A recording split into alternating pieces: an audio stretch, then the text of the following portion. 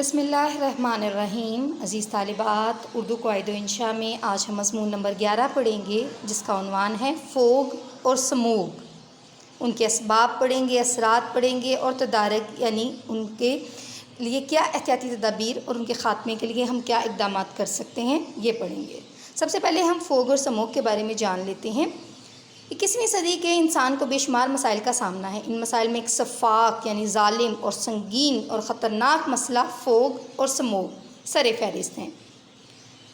Fog جب دھواں اور درجہ حرارت کم ہونے کی وجہ سے دھند یعنی فوگ آپس میں اتصال کرتے ہیں یعنی ملتے ہیں تو ان کے اتصال سے سموگ جنم لیتی ہے۔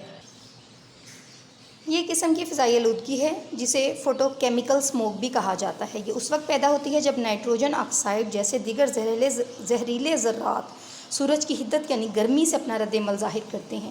یہ چھوٹے چھوٹے کیمیائی اجزاء سانس کے ذریعے انسانی جسم میں داخل ہو کر صحت کے لیے ہمہ گیر یعنی مکمل طور پر اور ہمہ جہت یعنی ہر طرح سے مسائل پیدا کر سکتے ہیں۔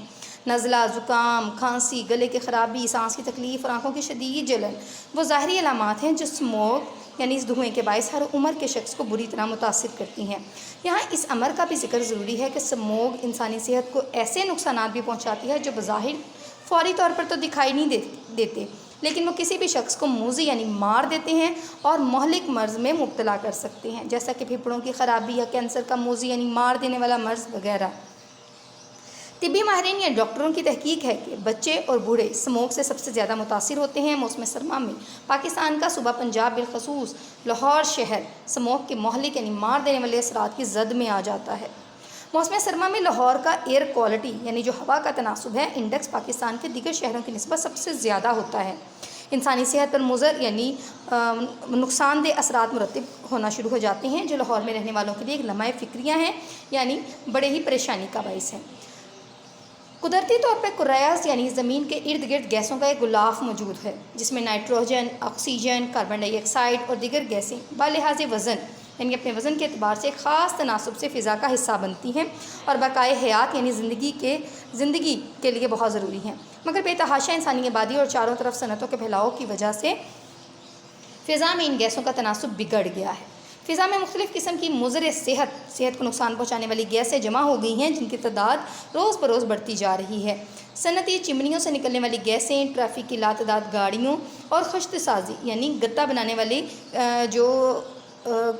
بنانے والی جو بھی کارخانے ہیں ان کے بھٹوں سے نکلنے والا دھواں، کچے راستوں، شکستہ یعنی ٹوٹی ہوئی سڑکوں پر موٹر گاڑیوں کی آمد و رفت سے اٹھنے والے گرد و غبار کے بادل فضا کو آلودہ کر دیتے ہیں۔ یہ آلودگی متاثرین کی صحت پر نہایت مضر یعنی برے اثرات مرتب کرتی ہے۔ صرف یہی نہیں بلکہ فضائی آلودگی سے نباتات بھی بری طرح متاثر ہوتی ہیں اور قریبی امارات کو بھی نقصان پہنچتا ہے۔ حوالے کا شعر لکھ لیتے ہیں، نہیں ہے کوئی چیز اس سے مفر یعنی اس سے الگ کوئی چیز نہیں ہے، خطر میں ہے اس سے نظام حیات۔ آلودگی کی بات ہو رہی ہے کہ اس خطرے سے انسانی زندگی کو خطرہ ہے۔ معدنی ایندھن کے بے دریغ استعمال کی وجہ سے معدنی ایندھن یعنی معدنیات، کوئلہ وغیرہ اس طرح کے جو بھی معدنیات کا ہم بے دریغ استعمال کرتے ہیں اپنے کارخانوں میں، اس سے فضا میں کاربن ڈائی آکسائڈ کی کثرت مقدار توازن سے کہیں زیادہ بڑھ کر فضائی آلودگی کا باعث بنتی ہے۔ اس توازن کے بگڑنے سے تمام وافر یعنی ڈھیر ساری کاربن ڈائی آکسائڈ فضا کے گیسی غلاف میں سے ایک دبیس یعنی موٹی تہ کی صورت میں جمع ہو جاتی ہے۔ یہ تہ سورج کی روشنی سے حاصل ہونے والی حرارت کو اس گیسی غلاف سے باہر نہیں نکلنے دیتی۔ اس اثر کے تحت گزشتہ کچھ سالوں سے ہمارے یہاں کے اوسط درجہ حرارت میں اضافہ ہوا ہے۔ ماحولیاتی سائنسدانوں کے مطابق درجہ حرارت میں یہ اضافہ نہایت ضرر رساں یعنی نقصان دہ اور ماحولیاتی آلودگی کا سبب بنتا ہے۔ بقول ڈاکٹر اشفاق احمد وقت، پھیلی جاتی ہے ہر طرف آلودگی، کون روکے گا بڑھ کے یہ آلودگی۔ یہاں پر آپ انگلش کے کوٹیشن بھی لکھ سکتے ہیں، pollution if you don't kill it, it will kill you, close۔ یہاں تک آپ اپنے مضمون کو اچھی طرح سے یاد کر لینا ہے۔ تدارک یعنی اس کے خاتمے کے لیے کیا اقدامات ہوں گے، اس مضمون کے ساتھ ہم پھر حاضر ہوں گے۔ اپنا خیال رکھیے گا۔ اللہ حافظ۔